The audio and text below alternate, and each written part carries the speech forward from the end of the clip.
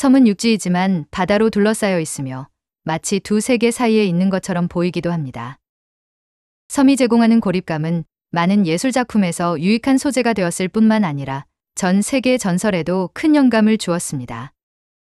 수평선에서 섬을 발견하면 그것이 구원을 의미하는 것인지 아니면 초자연적인 경험을 하게 될지 인류 역사상 많은 뱃사람들은 희망과 의문을 동시에 품곤 했을 것입니다. 이런 다면적 의미를 갖는 여러 전설과 신화 속에 등장하는 신비로운 섬들에 대해 알아보는 시간을 가져보겠습니다. 전설적인 영국의 아더왕도 현대의 영국 왕족과 마찬가지로 결혼 생활에 문제가 있었습니다. 왕비가 랜슬롯 경과 바람을 피운다는 사실을 알게 된 아더왕은 그 못된 기사를 잡기 위해 프랑스까지 추격했습니다. 아더왕이 왕국을 떠난 사이 왕국은 사악한 모드레드에게 점령당했고 그가 돌아온 후 영국을 되찾기 위한 전투가 벌어졌습니다. 전투에서 모드레드는 죽었지만 아더왕도 치명상을 입었고 결국 바지선에 실려 세계를 떠나 마법의 섬 아발론에 안치되었습니다. 사과의 섬인 아발론은 전설의 엑스칼리버가 만들어진 마법의 섬이었으며 마녀 모르겐의 고향이기도 했습니다. 아마도 그녀의 힘이 죽어가는 왕을 치료할 수 있기를 바랐던 것 같습니다. 아더왕에게 무슨 일이 일어났는지에 대한 전설은 다양합니다. 아마도 그는 치유되었을 수도 있고 마법의 잠에 빠졌을 수도 있습니다. 사람들은 아더왕이 영원히 사라진 것은 아니라고 생각했으며 영국이 위기에 처했을 때 아더왕이 아발론에서 돌아올 것이라고 생각했습니다. 게다가 실제로 많은 사람들이 아발론을 찾으려고 시도했습니다. 어떤 사람들은 아발론이 영국 해안 바로 앞 대서양에 있는 섬이라고 믿었고 또 다른 사람들은 아발론을 안개에 둘러싸여 육지 위에 떠 있는 섬처럼 보이는 언덕 글래스톤베리 토르에 대한 시적 묘사로 보았습니다. 유럽인들이 브라질을 알기 전에 아일랜드 서쪽에 하이브라질이라는 섬이 있었습니다. 하이브라질은 1860년대의 지도에서 제거되기 전까지 수세기간 해도에 표시되어 있었습니다. 아일랜드 전설은 오랫동안 서쪽의 땅들에 대해 이야기했지만 그중 하이브라질은 그들의 가장 오래된 신화였습니다. 바이킹 이후 북미 대륙에 상륙한 첫 번째 유럽인인 존 카보트가 원정에서 돌아왔을 때 그는 과거 브리스톨 사람들이 이 브라질을 발견했다고 보고했었습니다. 이 신비의 섬을 찾기 위한 탐험이 점점 치열해지면서 하이브라질이 지도에서 숨을 곳이 줄어들자 하이브라질의 부재를 설명하기 위한 전설이 생겨났습니다. 예를 들어 1년의 하루를 제외하고는 항상 짙은 안개에 둘러싸여 있었다고 합니다. 지도에는 이 섬이 점점 더 작은 지형으로 표시되기 시작했고 결국 바다 속의 외로운 산인 브라질 로그로만 표기되었습니다. 하이브라질에 상륙했다고 주장하는 한 탐험대는 거대한 검은 토끼와 한 명의 마법사가 살고 있다고 보고했습니다. 이 외로운 돌성에서 마법사는 방문객들에게 금과 은을 나누어 주었다고 합니다. 고대 그리스 신화에서 아이아는 마법사이자 여신인 키르케의 고향인 섬이었습니다. 이 섬은 호머의 서사시 오디세이에도 언급되어 있는데 오디세우스가 이타카의 고향으로 돌아가는 항해 중에 키르케의 유혹을 받아 그곳에서 1년을 보냈다고 합니다. 키르케는 오디세우스에게 지하 세계로 가는 길에 북풍을 이용해 바다를 건너는 방법을 알려주었습니다. 로마의 고전 작가들은 후에 이 섬을 이탈리아 서부 해안과 로마 남서쪽에 있는 키르케오 산이라고 불렀습니다. 바다와 습지 때문에 섬처럼 보였을지도 모르고 아마도 호머 시대에는 섬이었을 수도 있었겠지만 실제로는 작은 반도입니다. 고고학자들은 이곳에서 동굴 하나를 발견하고 동그라미의 동굴이라는 뜻의 그로타델라 마가 시르체라고 이름 붙였습니다. 어쩌면 이곳은 키르케가 겨울을 나던 곳이었을지도 모릅니다. 가까운 폰자 섬에 있는 또 다른 동굴은 키르케의 신화 속 겨울의 보금자리로 추정됩니다. 호머가 그의 유명한 저술에서 언급하는 장소 중 상당수는 실제 지리적 위치를 추적할 수 있었습니다. 반면에 아이에아는 마녀의 은신처가 있는 신비로운 장소로서 독자들에게 동화 속 여행지를 떠올리게 합니다. 이야기 속에서는 사자와 늑대가 온순한 집안의 애완동물처럼 평화롭게 돌아다니는데 현실에서는 상상조차 하기 힘든 장면입니다. 이 신화 속 섬은 리처드 알딩턴의 1933년 소설 모든 인간은 적이다와 존 벤빌의 1993년 소설 유령을 비롯한 다른 문학작품에도 등장했습니다. 슬라브 민속에서 부얀섬은 일종의 낙원이었습니다. 태양과 바람의 고향이자 모든 날씨가 오는 섬이며 전 세계 모든 식물의 씨앗을 찾을 수 있다고 생각했습니다. 안타깝게도 지상에서 이 천국을 찾는 사람들에게는 부얀섬이 무작위로 사라졌다가 다시 나타나곤 했다고 합니다. 탐험가들을 더욱 유혹하는 이 섬의 중심에는 알라티르라는 마법의 하얀 돌이 있습니다.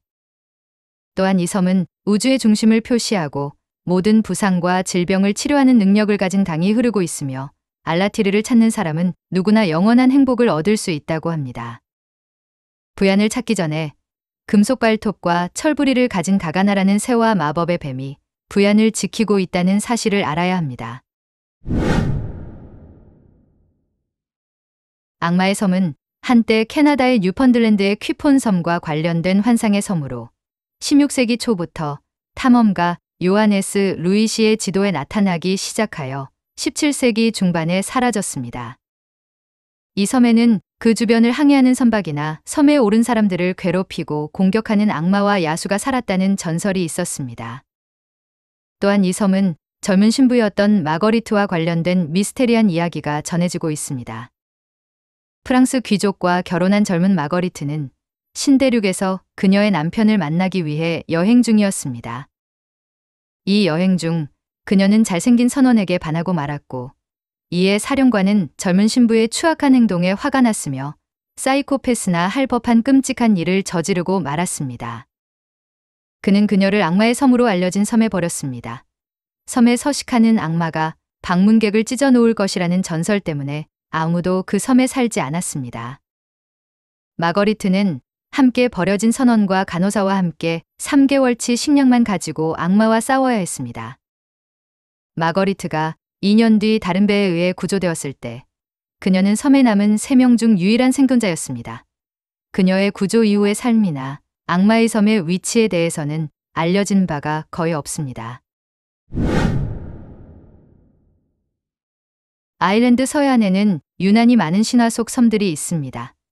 많은 사람들이 방문하고 싶어 하는 섬 중 하나는 영원한 젊음의 섬인 티르나 노그였습니다. 이 섬에는 질병도, 고통도, 배고픔도 없으며 맥주와 벌꿀주가 흐르고 모두가 행복했다고 합니다. 이 섬과 관련된 전설은 아일랜드의 영웅 오이신과 관련이 있습니다. 하루는 오이신이 티르나 노그의 아름다운 젊은 처녀 니암을 보고 한눈에 사랑에 빠졌습니다. 마법의 말을 타고 그는 니암과 함께 섬을 방문할 수 있었습니다. 그는 티르나 노그에서 1년을 보냈지만 여전히 고향을 그리워했습니다. 니암은 그를 고향으로 데려다줄 마법의 말을 하나 더 마련해 주었고 그 말을 타고 고향으로 돌아갈 수 있었습니다. 그의 방문에 대한 유일한 조건은 말에서 내리거나 땅이 그의 발에 닿지 않도록 하는 것이었습니다. 인간 세계로 돌아온 그는 한 무리의 농부들이 돌을 옮기느라 고군분투하는 모습을 보았습니다. 기사도 정신과 건망증이 있던 오이시는 말에서 뛰어내려 이 농부들을 도와주었습니다. 하지만 그는 순식간에 아주 늙은 노인이 되어 죽었습니다. 이는 티르나 노그의 1년이 인간 세계에서는 수백 년에 해당하기 때문이라고 합니다. 고대 그리스인들은 훌륭한 뱃사람이었으며 당연히 그들의 신화에는 놀라운 특징을 가진 섬들이 많이 등장합니다. 물결과 바람을 따라 항해하는 배를 타고 가다 보면 때로는 바위가 배를 노리는 것처럼 보였을 수도 있습니다. 하지만 심플레가데스의 경우 실제로 배를 노리는 바위들이 있었습니다. 제이슨과 아르고넛의 신화에 따르면 심플레가데스는 바다에 있는 한 쌍의 거대한 바위였습니다. 항해할 수 있는 유일한 길은 그 사이를 통과하는 것이었으며 시도하는 배는 바위가 서로 부딪혀 배를 침몰시킬 것이기 때문에 파멸을 피할 수 없었습니다. 따라서 제이슨은 파멸을 피하기 위해 교활한 방법을 써야 했습니다. 그는 새 한 마리를 풀어 심플레가데스 사이를 날게 했습니다. 무언가가 지나가려는 것을 감지한 절벽이 안쪽으로 움직였고 새는 꼬리 깃털 몇 개만 잃은 채 탈출했습니다.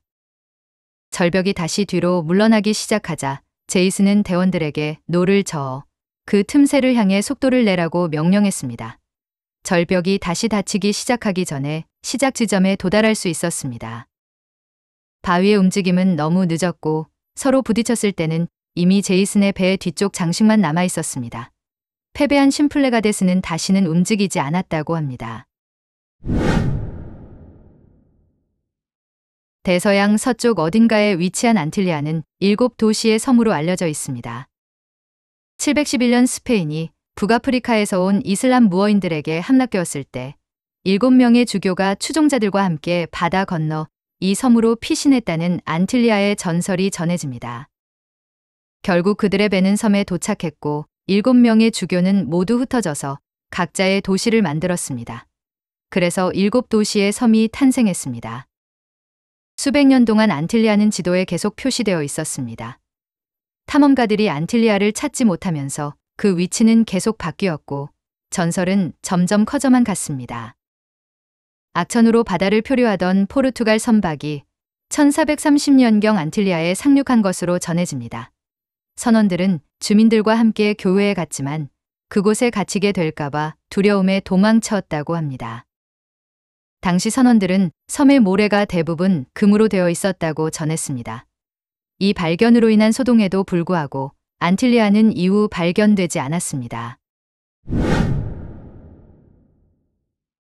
세인트 브랜드는 6세기 아일랜드의 수도사로 여행을 즐기는 습관 때문에 내비게이터라는 별명으로 역사에 기록되어 있습니다. 그는 수도원 공동체가 모여있는 영국 주변의 작은 섬들을 항해한 것으로 알려져 있습니다. 이후 이야기에 따르면 브랜드는 전혀 다른 유형의 섬을 방문했습니다. 그가 세상을 떠난 지 200여 년 후 성 브렌단 수도원장이 낙원이 섬을 찾아 떠난 여정을 기록한 성 브렌든 수도원장의 항해라는 제목의 책이 출간되었습니다.